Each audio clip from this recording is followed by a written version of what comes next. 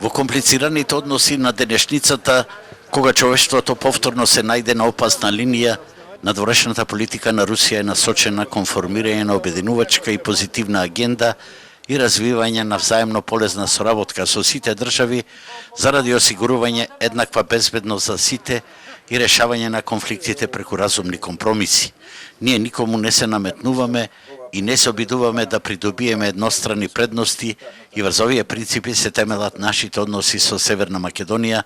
порача денеска од Битола амбасадорот на Руската Федерација Сергеј Базникин. Би сакали и натаму да градиме односи со нашите македонски партнери врз основа на вистинска еднаквост, меѓусебно почитување и водење сметка за заемните интереси,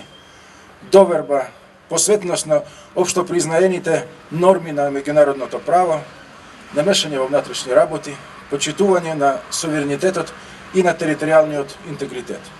Во Битола пред споменикот Руски крст, поставен во чест на рускиот конзул Сергеј Аркадиевич Ростковски,